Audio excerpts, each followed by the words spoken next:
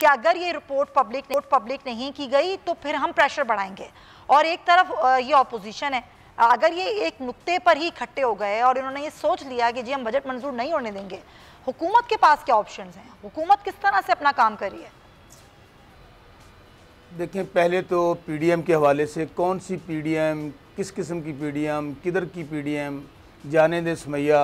आप और कुछ दोस्त ज़बरदस्ती इनकी निकाह भी करवाना चाहते हैं, इनको इकट्ठा भी करना चाहते हैं कि ये बेचारे अब नहीं इकट्ठे हो सकते। पहले दिन आपको बताया था, ये ज़रूरतों का, मजबूरियों का, करप्शन का एक बाज़ार गर्म था जिसकी वजह से ये सब लोग इकट्ठे हुए थे।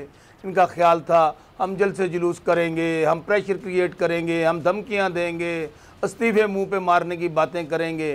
तो खोदा पहाड़ निकला चूहा। तो अब आज पीडीएम को जाने दें, तरीन ग्रुप का क्या करेंगे? क्या, किसको क्या करेंगे? तरीन ग्रुप का क्या करेंगे? दोबारा बोलें, आपकी आवाज थोड़ी सी क्या कह रहे हैं? मसरा साहब, तरीन ग्रुप का क्या करेंगे? चले इनको तो जाने दें, तरीन हाँ, अच्छा,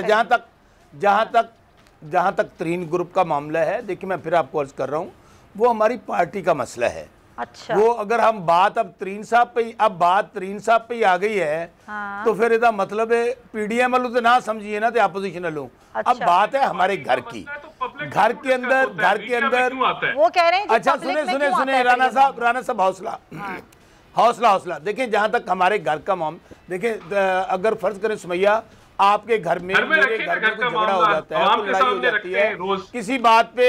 अच्छा, सुन तो लें राना साहब, बात तो सुन लें। किसी बात पे, ओपिनियन पे डिफरेंट ओपिनियन आ जाती है, तो वो तो जाहिर है बात में डायलॉग के जरिए बैठकर बातें तय होती हैं, कोई इशू नहीं है। हम इंशाल्लाह आप देखेंगे कि बजट भी पास होगा। ये जो अपोजिशन है, ये बिल्कुल हमें हमारे बजट में रुकावट नहीं बन सकती। ओपिनियन तक बात ठीक है बसरा साहब, पहले मामलात खराब होते थे तो जहांगीर तरीन साहब होते थे जो सारे मामला सॉर्ट आउट करवाते थे, लेकिन आज खुद जहांगीर तरीन है। अब कौन है दूसरा जहांगीर तरीन पीटीआई में जो इस मामले को सॉर्ट आउट कराएगा? देखिए, मैं आपको अर्ज करूं, तहरीक इंसाफ का एक ही जहांगीर तरीन है, वो है प्राइम मिनिस्टर इमरान खान। उनकी क़यादत के नीचे सारे जहांगीर तरीन हैं, लीडर वही हैं। अच्छा। प्राइम मिनिस्टर वही हैं, चेयरमैन पार्टी के वही हैं। इसलिए वो जैसे प्राइम मिनिस्टर कहते हैं, आपने घबराना नहीं है, कुछ नहीं होने वाला।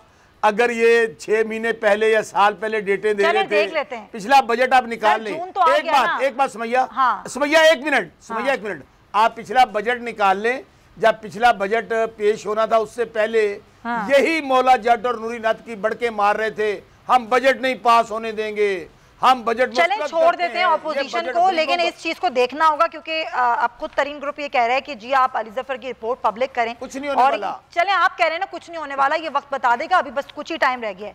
मुस्तफा साहब, ये पीपल्स पार्टी क्या सोच रही है? पीपल्स पार्टी ने अगर एहतजाज करना है, हुकूमत के खिलाफ, हुकूमत की चीज़ों के खिलाफ आवाज़ उठानी है, तो क्या खुद ही एक अकेले ही पीपल्स पार्टी आवाज़ उठाएगी या आएगी पीडीएम में? कोई रास्ता है अभी भी बरकरार?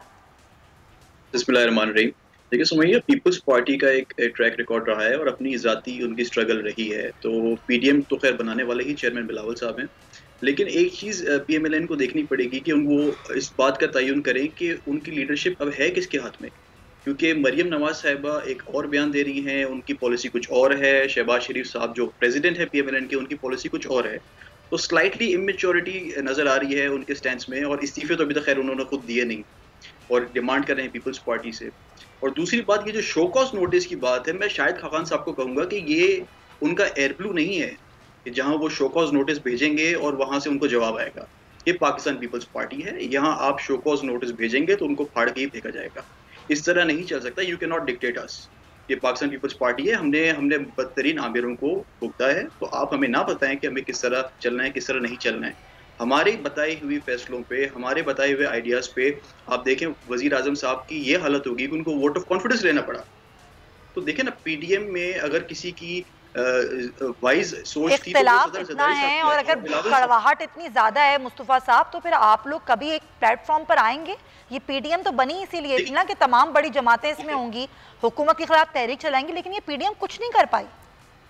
Sumaiya, we are not taking anything personal. हम लोग हर चीज़ को पॉजिटिव तरीके से चलाने की कोशिश कर रहे हैं, लेकिन ताली दोनों हाथों से बजती है, ठीक है। और दूसरी बात ये कि आप देखें ना कि अगर इन्होंने इस्तीफे ही देने थे तो ये बाई इलेक्शंस कंटेस्ट क्यों किए इन्होंने? ये पीएमएलएन को डिसाइड करना पड़ेगा कि विच वे टू फॉलो। आप दो कश्तियों में सवार जो हमें कह रहे थे, 2 कश्तियों में तो ये सवार हैं। इनको समझ नहीं आ रही कि इनको इस्तीफे देने भी हैं, इनको बाई इलेक्शंस भी कंटेस्ट करने हैं और इनको ब्लेम गेम भी करना है। और पीडीएम में जिसने पीडीएम बनाई उनको आप कह रहे हैं कि हम इनको आने नहीं देंगे।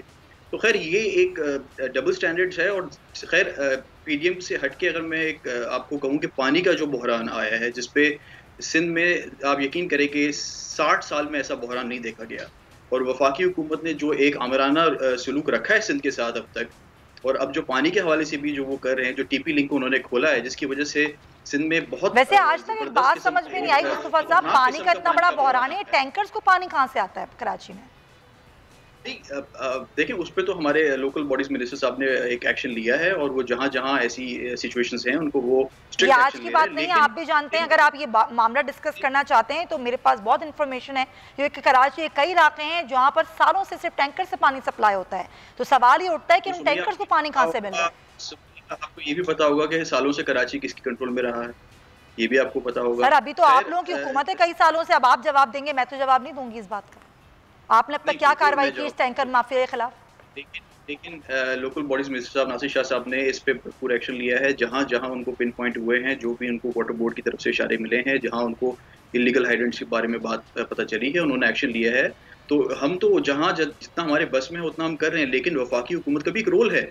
आप हर चीज़ का मलबा सिंध हुकूमत में नहीं दे सकती। आप ये देखें कि फेडरल गवर्नमेंट अगर एक तरीके से टीपी लिंक को ओपन कर देती है, जहाँ 3 सूबों ने मुखालफत की है उसकी, और वहाँ उनके जो चेयरमैन हैं इस तरह के, वो जो है वो आपके वो तो कह रहे हैं ना कि पानी अच्छा आज की खबर है। चले मैं आपको वो बता दूं, फिर हम आगे बढ़ते हैं क्योंकि आज मेरा टॉपिक नहीं है पानी की किल्लत पे। लेकिन आपको बता दूं कि इरसा ने कहा है कि हम मजीद पानी जो है वो सिंध को भी और पंजाब को भी जो है वो इरसा फराम कर रहा है। लेकिन ये जो पानी का मसला है ना, ये आज का नहीं है, ये एक पुराना मामला है। जो मैं पॉइंट रेस कर रही हूँ वो ये रेस कर रही हूँ कि अगर 13 साल से 12 साल से पाकिस्तान पीपल्स पार्टी हुकूमत कर रही है तो मसला तो बहुत पहले उठना चाहिए था, हल भी होना चाहिए था। आज अगर एक्शन लिया तो कोई बड़ी बात नहीं है। सबको पता है कि टैंकर्स को पानी मिलता है, वो कहाँ से मिलता है, वो कहाँ से आता है। उन इलाकों में जो बड़े पॉश इलाके हैं वहाँ पर पानी नहीं है और वहाँ पर टैंकर्स आते हैं जो पानी फराम करते हैं। तो भाई ये भी पता लगाएं कि वो टैंकर्स के पीछे कौन है, उनकी पुष्टपनाही कौन कर रहा है।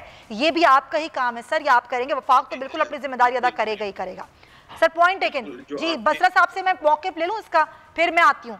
बसरा साहब, ये वफाक का मसला है, बार बार ये कहा जा रहा है क्योंकि वफाक में आप लोगों की हुकूमत है, तो बार बार ये कहा जा रहा है कि जी, कभी कहा जाता है कि पंजाब को पानी ज़्यादा दिया जा रहा है, इस वजह से भी सिंध का आँख मारा जा रहा है।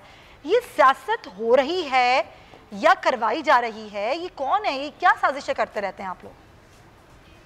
देखिए सुमैया, मैं पहले गुजारिश करूँ, मुस्तफ़ा अब्दुल्ला बलोच साहब से मेरा ये पहला इंटरेक्शन है। मैं इस गुजारिश से भी ये करना चाहता हूँ कि जो हमारे नेशनल इश्यूज़ हैं, जो हमारे सेंसिटिव इश्यूज़ हैं, खुदारा हमें उनके ऊपर सियासत नहीं करनी चाहिए।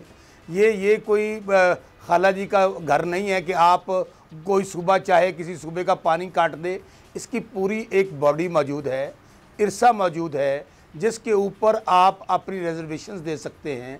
और कल आपको पता है कि जब ये मीटिंग हुई है, ये कोई जवाब, अब मैं बात पे आता हूँ कि कोई जवाब उसके ऊपर ये नहीं दे सके हैं, बल्कि वहाँ पे ये कहा गया कि आप ऐसे करें, हम एक न्यूट्रल रेफरी जो है, न्यूट्रल एम्पायर खड़ा करते हैं और आप नाम दे दें उनका, तजवीज़ करके, ताकि कौम के सामने रखें।